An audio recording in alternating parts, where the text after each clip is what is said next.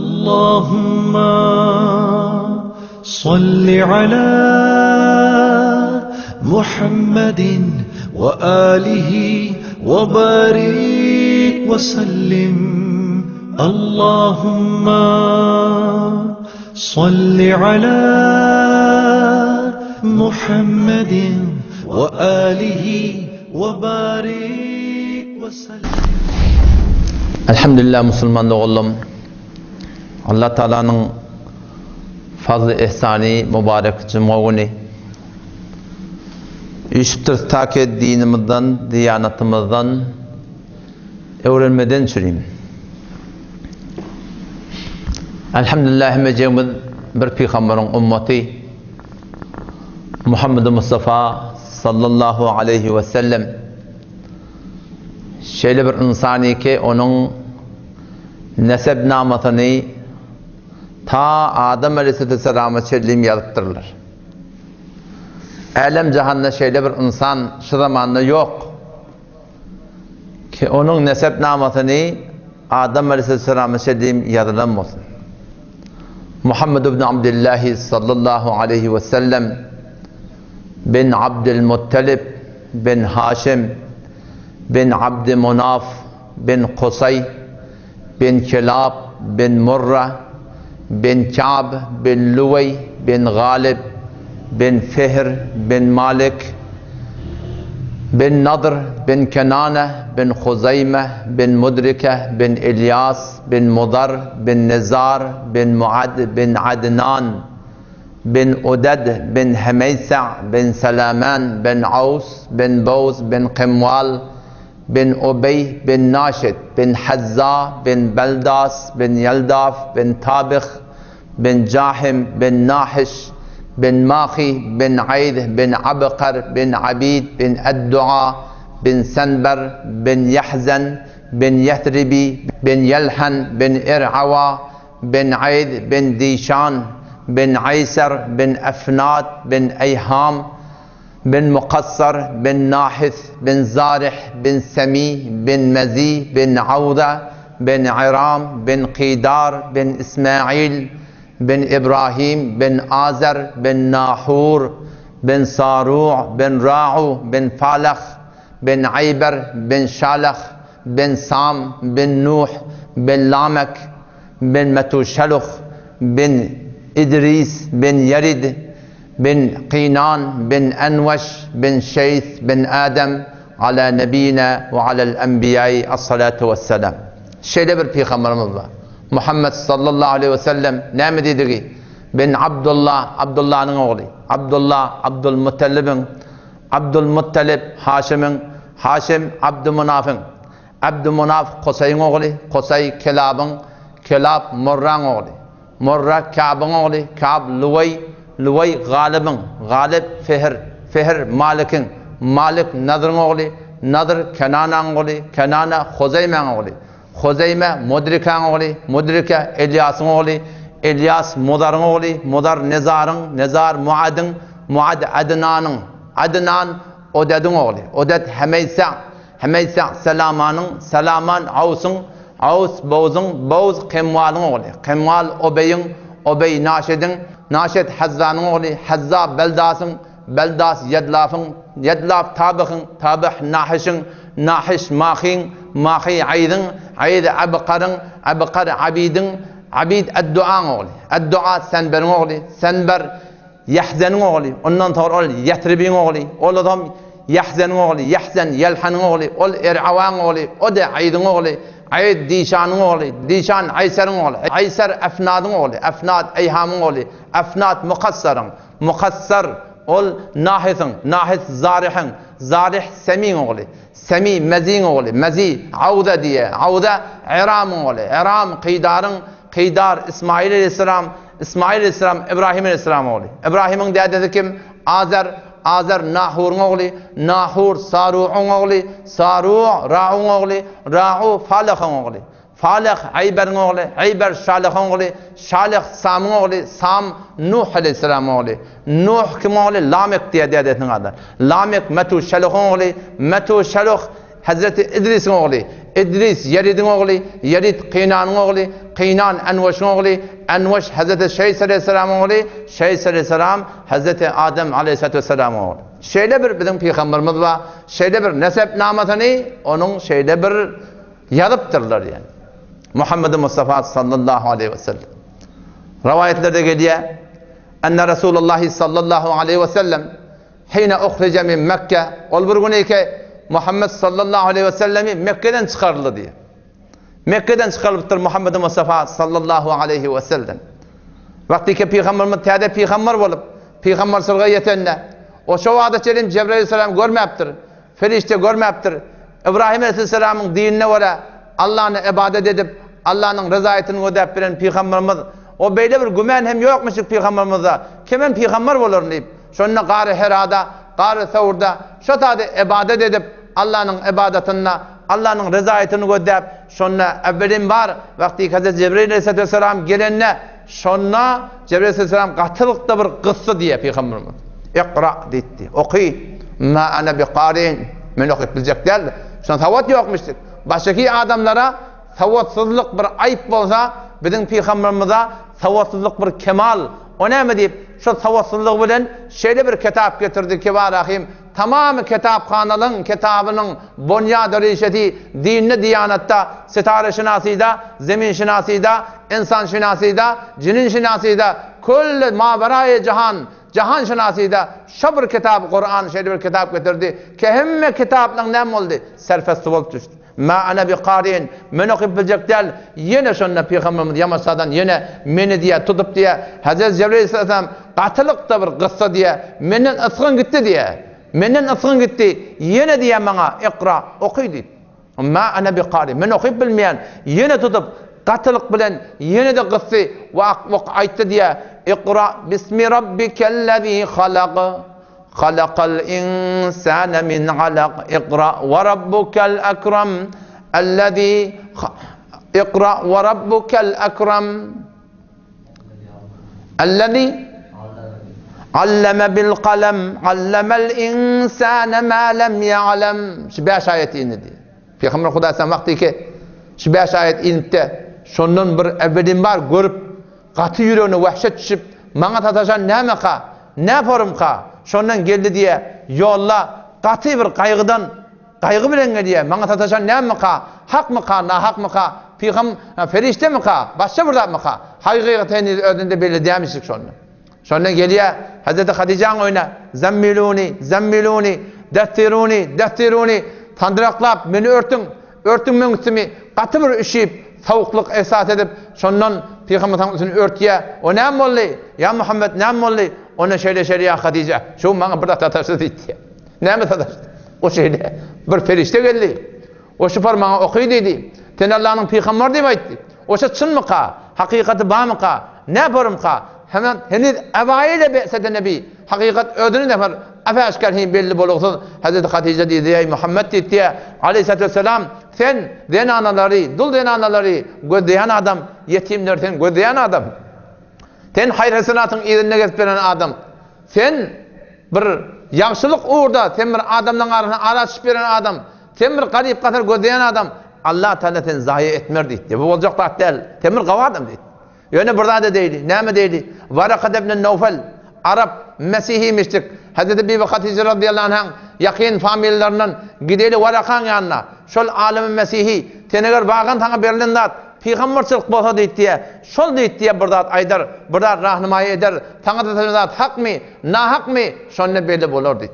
Şonun yolu düşüp Peygamber Aleyhisselam Bibi Hatice bilen birlikte Hazreti Varaqat ibn Nawfal'ın yanına bardılar diye. O zaman şeyde neme? Onda bana tataştı şeyde burada tataştı. Bana ayet indirdi. O bana peygamber diye ayıttı. Şu formum ferişte gördüm. Falan gördüm. Hazreti Varaqat diye.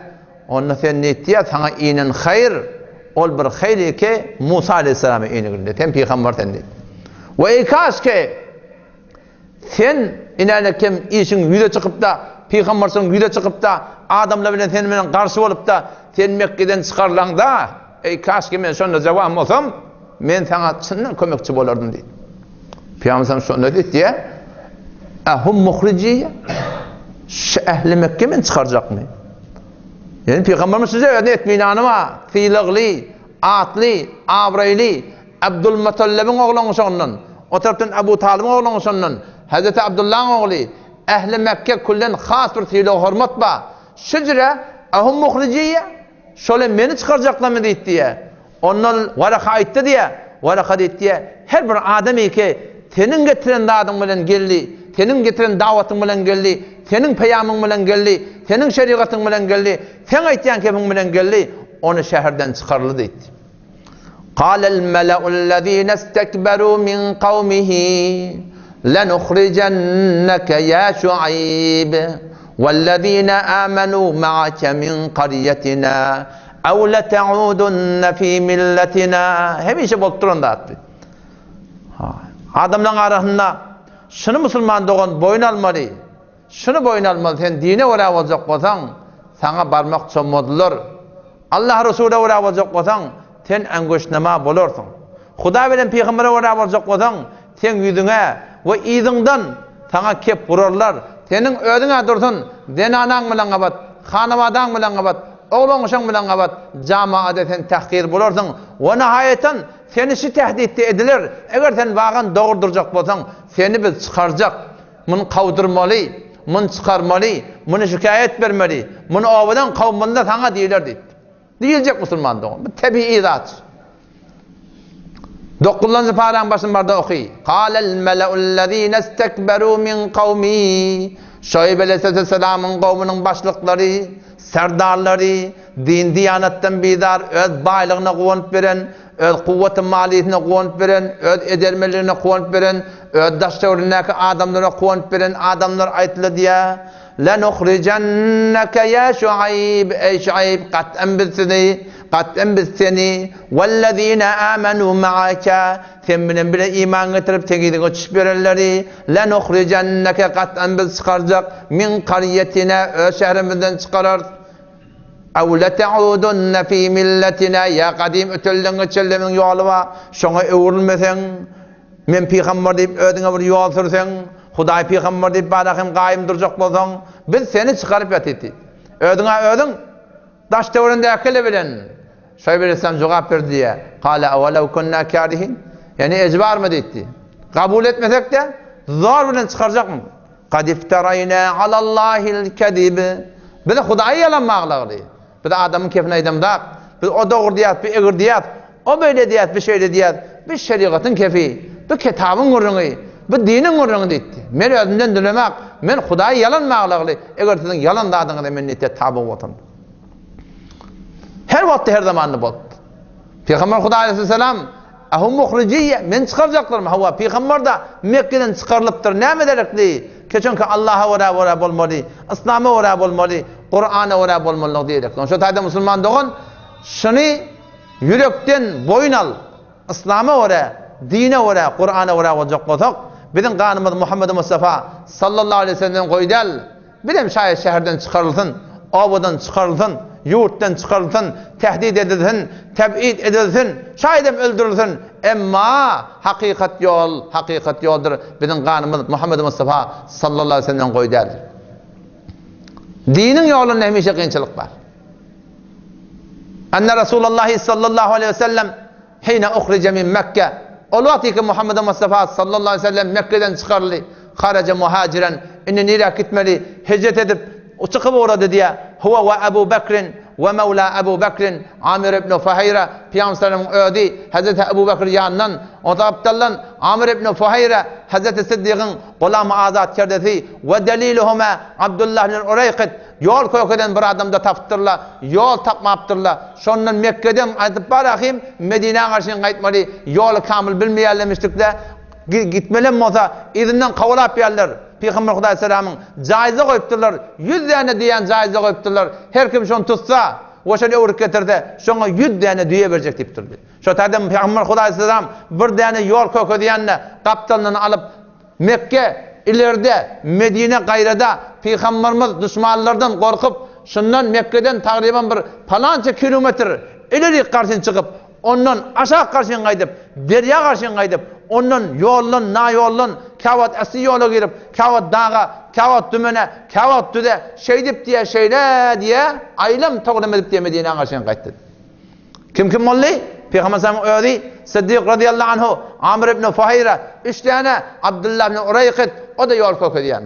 Şondan geliyor ki hala bir tane göttükmeden geçer. 2 tane göttükme var. 2 tane çadır kurup koyupturlar. Ona Ma'bad, Abu Ma'bad diyen şu taada bir erheley, şu taada koyuncukları bilen, kulucukları bilen geçidi olmalı, koyunu olmalı, bolsa düyesi olmalı. Şu taada ölleri yaşayan şekilde. O anırdan gelen adamlara süs satıp, çağ satıp, hurma satıp, et satıp, şuna mühendis ölgün oluşuklarını geçeceğin. Merram ala kıymetey Ma'badin. Peygamber Huda Aleyhisselam şunun şu gelişine seferde Ma'badin çadırından geçti. 2 tane çadır, 2 tane göttükme kurup koyupturlar. O hem şunna ve kânet barza tahtabi bi fenâil khayma. Beter bir hayali, beter bir atli, abreli denemiştik. O şu tada yaşayanmıştık, şu tada günahsın koruyanmıştık. Fesâluha, gel hele gör hele, fakat bir tane denanı var. Adamsı yok. Adamsı nerede? Adamsı koyun makmana gidiptir. Koyunun adları sıra alıp gidiptir. Bir denanın ödü. Fesâluha lahmen ve temran li yeşterû minha. Şondan niye et bağ mı dediler diye. Tatın alacak kolyaz. Onun et yok dedi diye. O temran hurma olsa hurma da yok dedi diye. Felem yusibu indaha şey'en min zalik. İçeriden hiç tapmadılar yanından, yan soruyan dağıtlarından. Ona mı deyip şeyle bir açlık boluptur. Ve kânetil kavm murmilin, musnitin. Şu tada emtinani ki Yusuf Aleyhisselam Firavun, şu zamanın Firavun'un kavmuna 7 yıl açlık düşüyorlar. Peygamber Huda Aleyhisselam diyen etmedik direktli. Ehli Mekke tamam açlık düşüptür, kahdi düşüptür diye. Kahd salim eşlik hiç yere tapmadı. فنظر رسول الله صلى الله عليه وسلم إلى شاة في كسر الخيمة. Peygamber şuna şeyler bir gödödü diye. Çadırın içinde bir tane koyun var. Harca koyun. Otursa turbilenak. Tursa oturbilenak. Har yaravsız. Peygamber soradı diye. Ma hadis şatu ya Ma'bad. Ma'bad bu koyun ne dedi? Şatun khallafa al cehdu anil ghanem dedi.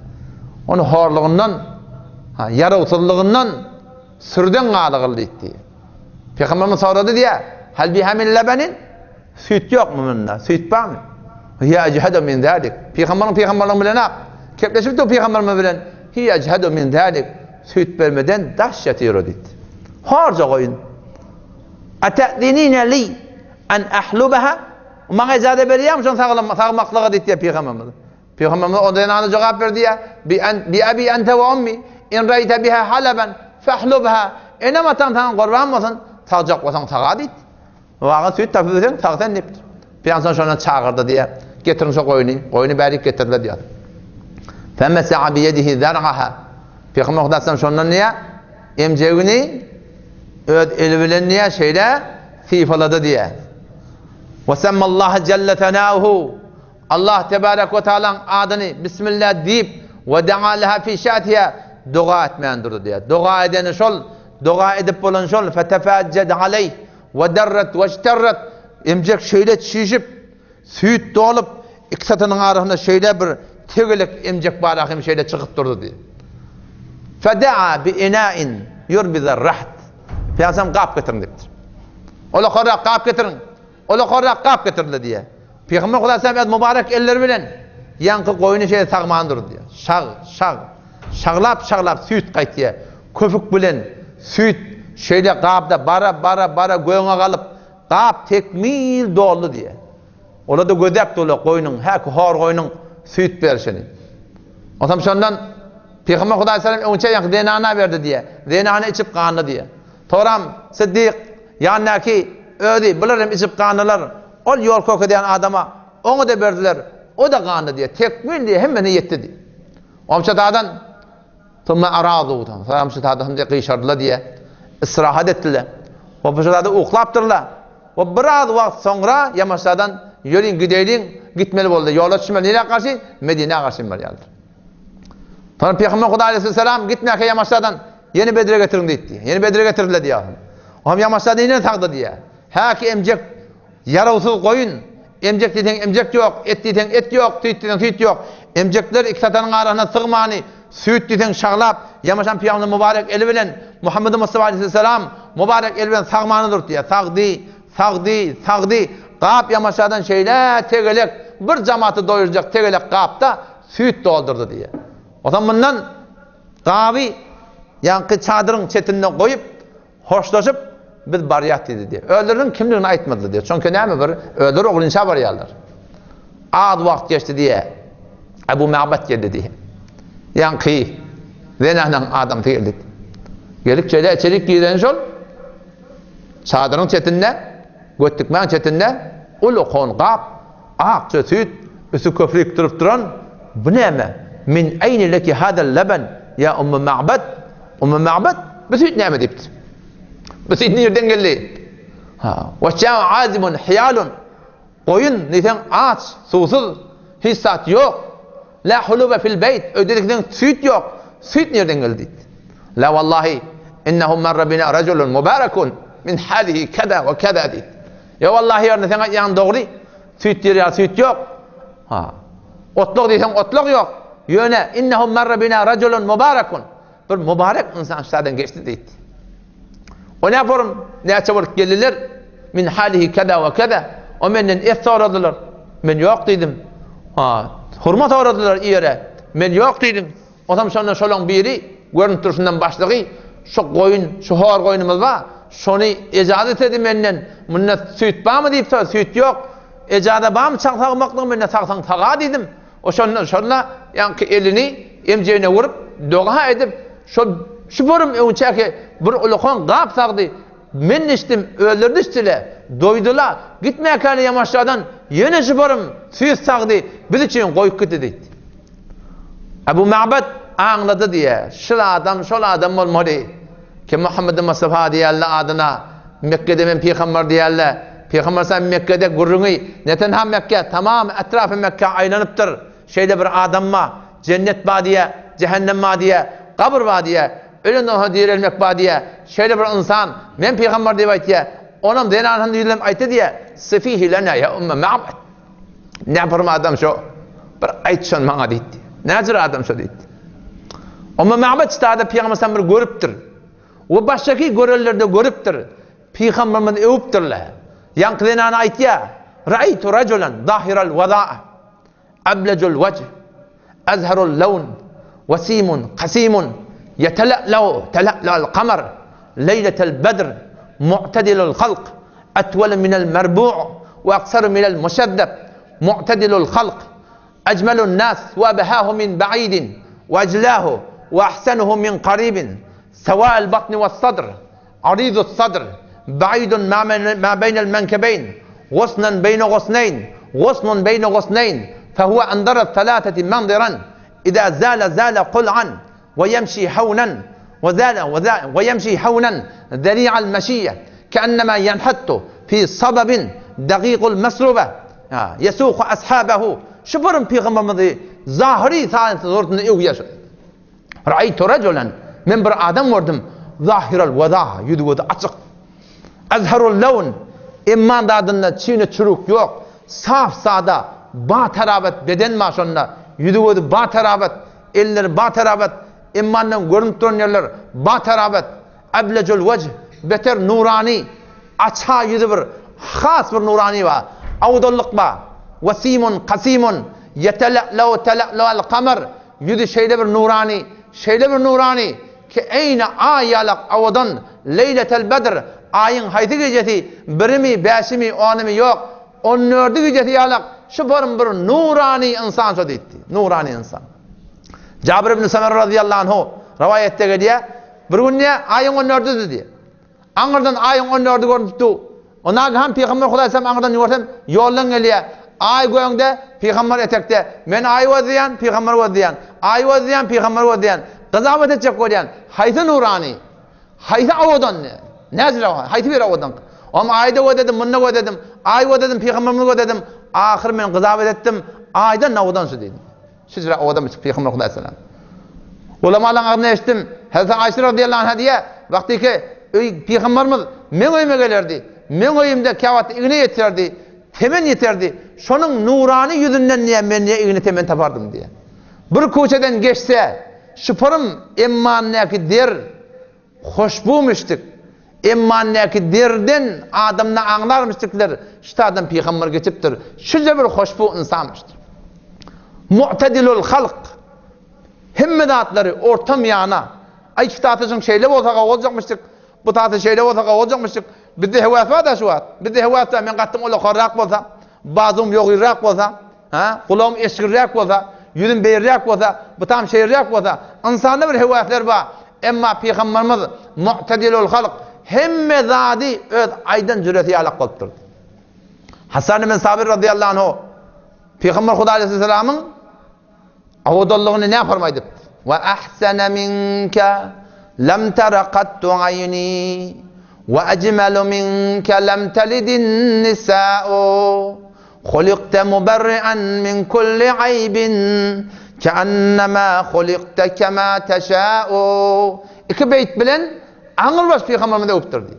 Ve ahsana minke lem tara qattu ayni. Menin gözüm tenden avadan adam şu adı çellim görenak. Ve ecmele minke lem telidin nisa'u. Sen yalak avadan mahluk insan hiçbir denana doğranak.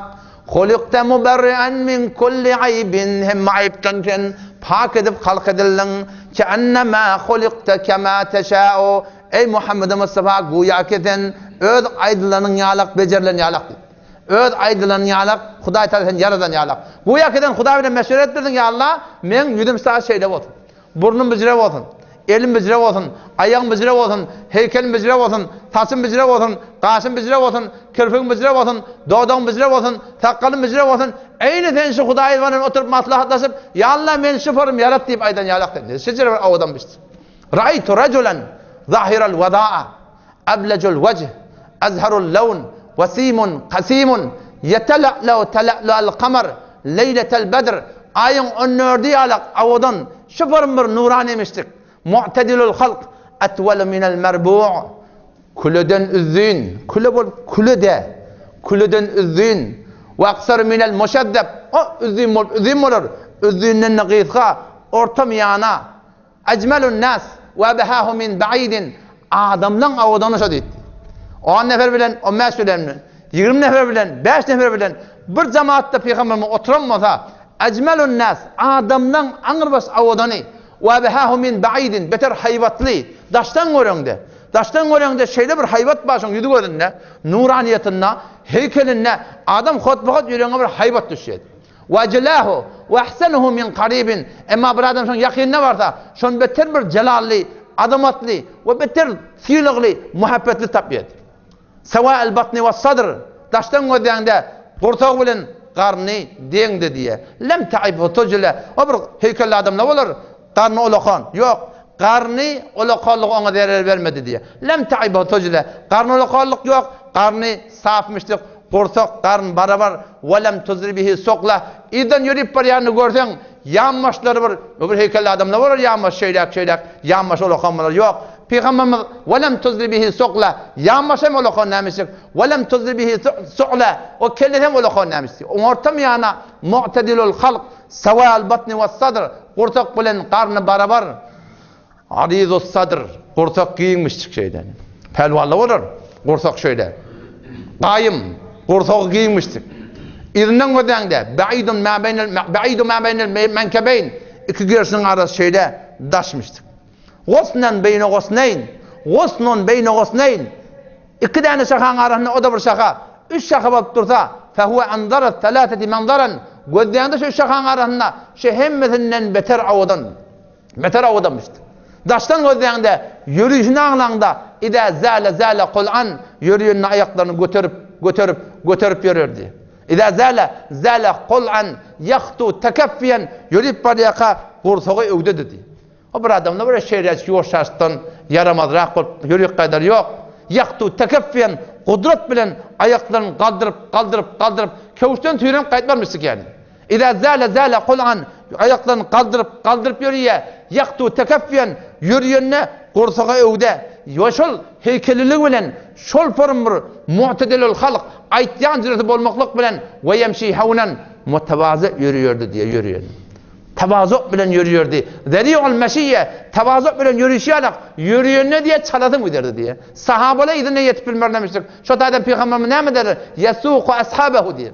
Özünden evünden iyi verirdi yararlarını diye. Evden gitti hiç kim yetip bilenak diye. Zeri'ul meşiyye şubarım çalam yürüyormuştu.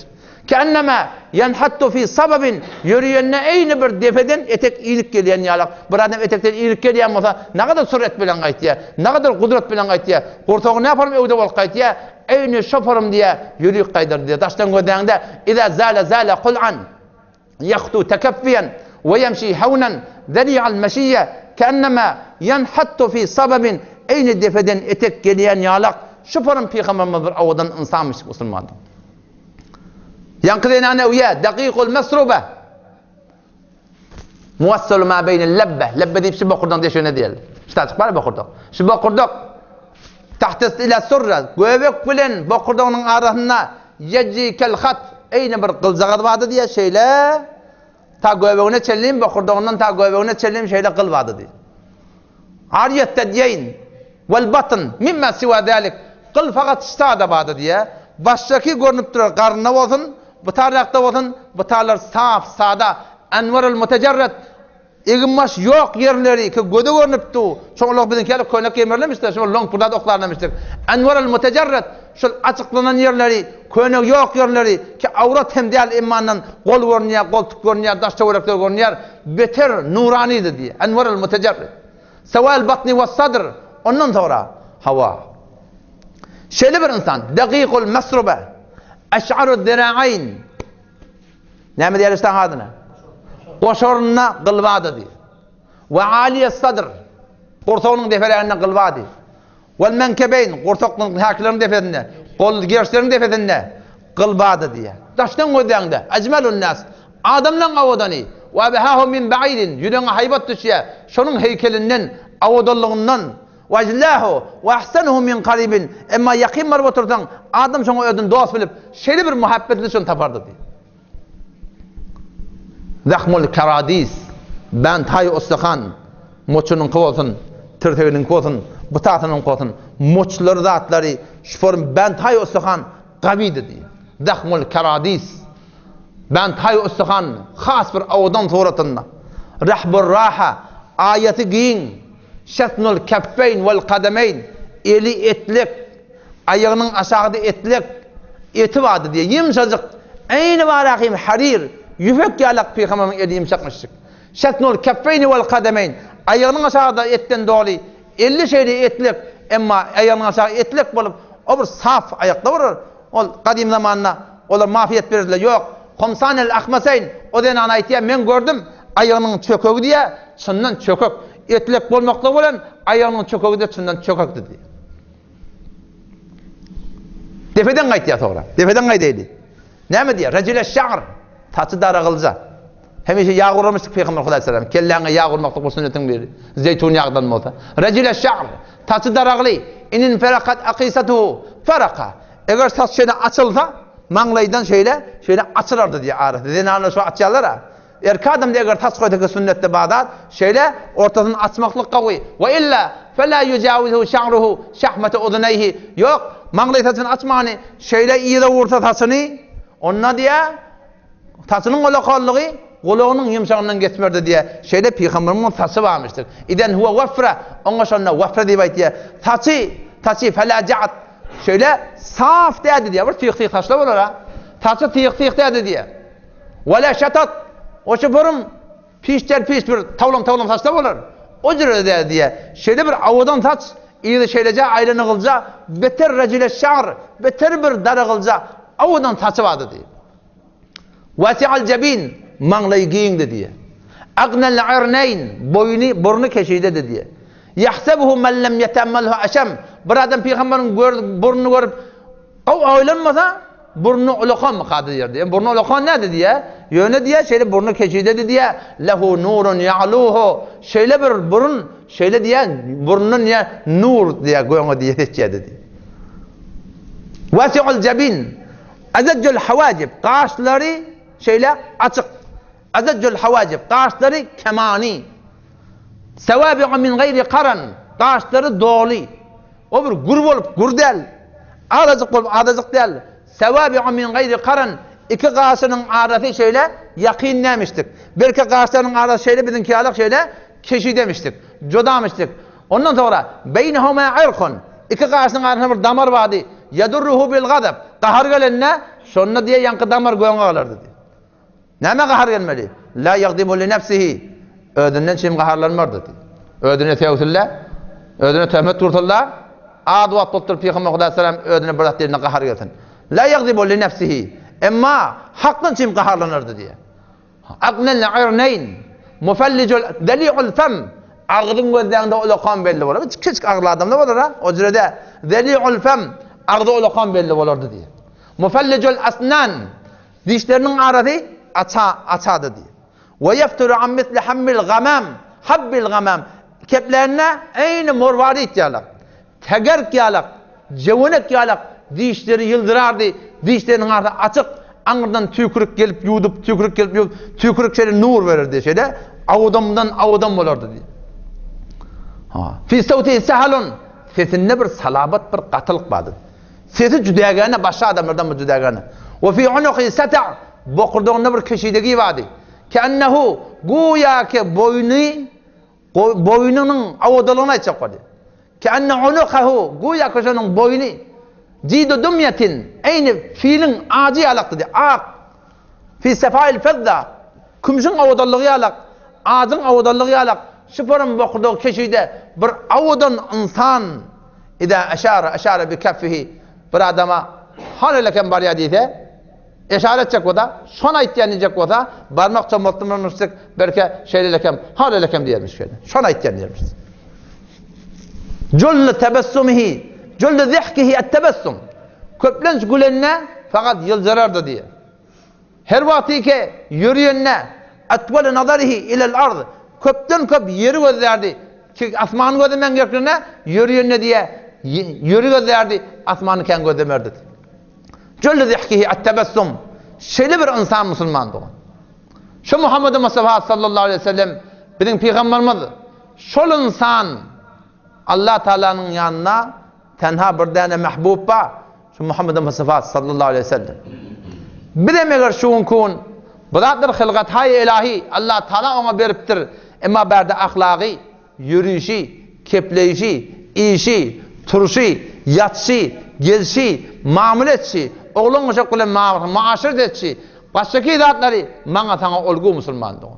Ve bir de Allah'ın mahbubu olacak olsak, Allah Teala'nın makbul olacak olsak, biz gerekli ki öz zindegimizi Muhammed Mustafa sallallahu aleyhi ve selleme vere etme Müslümandı. Eğer biz oğlun uşağımızın terbiyetine şu kadar muvaffak olsak, kiminin oğlun uşağım, senin oğlun uşağın mustahabbat etmekliğe hevesyen olup Peygamber sünnettir. Mustahabbi ki terk etmeyen de günahı yok. Tipakışta mustahabbi ki terk eden de günahı yok.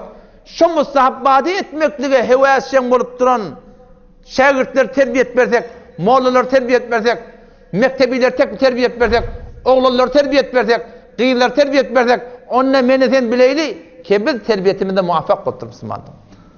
Çok ne mi deyip, eğer bizim mollalarımız, bizim oğlanlarımız, bizim mektebidekilerimiz, bizim dosyarlarımız, bizim cemaatimize koşulayanlar, eğer şeyli bir insanlar olsa ki mustahabbatı da kaim dursa, o sünnet bilen ne mamuledir? Vakti bir adam sünnet bilen mamule doğru olsa, ol Huday Teala'nın mahbubu oluyor. Kul in kuntum tuhibbunallah fettebi'uni yuhibbukumullah ve yaghfir lekum zunubakum vallahu gafurur rahim. Kul ayet ey peygamber ummatına in kuntum tuhibbunallah eğer siz Allah'ın kavliyan olsanız Allah'a muhabbet, secde etmeklik alamatı muhabbet. Ruku etmeklik alamatı muhabbet. Allah'a muhabbetin alamatı. Allahu Ekber diyenle mescide karşın kayıtmaklık dünyanın işini koyup Allah'a muhabbet. Es-salatu hayrun minen nevm deyip ertibelen kıygırınına tücü okudan hep verip mescide karşın kayıtmaklık Allah'a muhabbet. Baştaki Müslüman doğulun gamına şerik bulup şuna varakayım kömekteş olmaklık şol Allah'a muhabbet. Allah'ın söyleyen adları. Toy bolanına, hoşluk bolanına Müslüman doğunun hoşluklarına koşulmaklık Allah'a muhabbetçi. Yöne şu muhabbeti Allah Tebarek ve Teala bana oraya edin demektir. Näme diýip? Şon Allah'ın aydan hiç kimin dawasy ýok. Men peýgamberime öwrädim diýipdir. Men peýgamberime öwrädim diýipdir. Maňa öwrädim diýmepdir Hudaý Taala.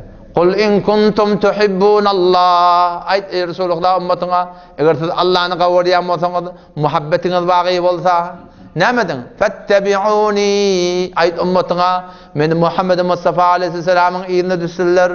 Ozam yuhibbukumullah, Allah siz gawrjak. Tamamy dawaları Türkmen sarada ba. Şu qiyıqçyklary ba, ihtilafatlary ba. Nämedin çyn mukadiýam? Sünnete wara bolmaklykda dawa ba. Namazdan sonra Kur'an okuýmalylar. Näme üçin? Sünnetde ýok. Adamdan sonra elin gadyp dua etmeliler. Näme üçin? Sünnetde ýok. Dua etmeli, ödün etmeli. Namazdan sonra Kur'an okuýmaly, ödün okuýmaly. Bir okuyup galan amin diýmeli diýen gurrun ýok. Näme diýip? Çünki sünnetde ýok.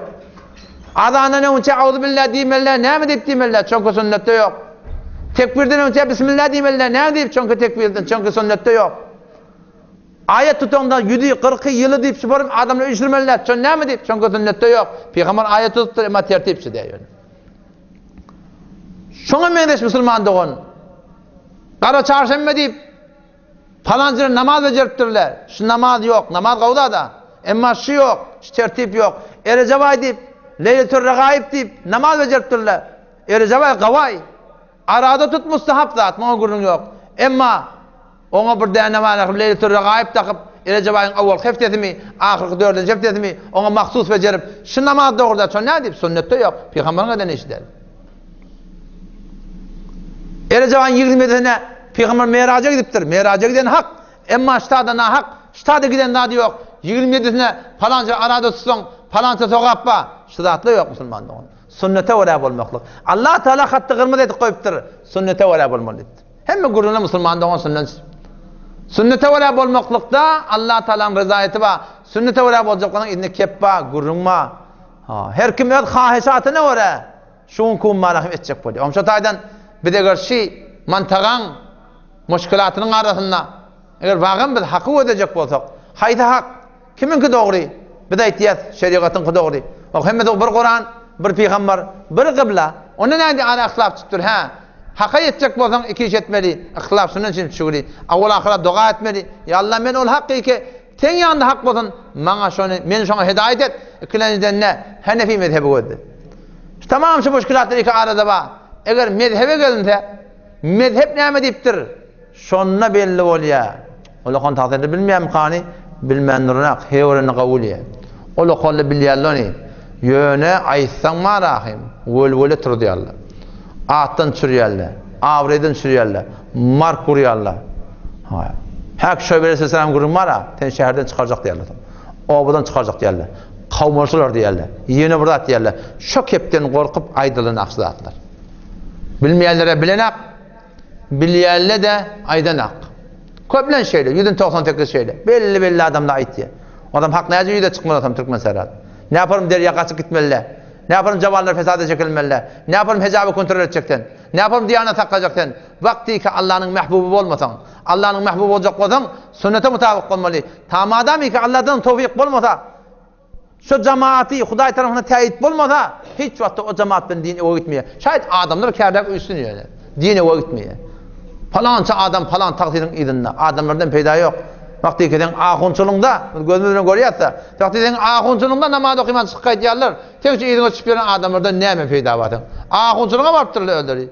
Sadakan deyiptirler. Namaza durun aklı. Bu çıkayt yerler. O cemaatten neyme peyda var? O cemaat ben hazan diyanet ölçmeli. Omşu tayda inşallah Teala hakkı yetmeden şimdi dua deri. Ya Allah bana hakikati kokad. O ikilenizden ne ya Allah Hanefi mezhebin içinden tahkik etmekle tevfik verin bir de sonradan durun. Mezhep şuna hakkında ne deyiptir? Mezhebe varsan inşallah bizi Allah bilmirdir. Allah var. Ağlaptu ben gözümle gördüm. Ağlap kurum buraya ama ağlaptu yani. Millet fakir ne biliyor? Fakir falan da ağlap kurum buraya. Ağlap kurum peydanın kurumuna ne peyda? Ağlaptu rakım.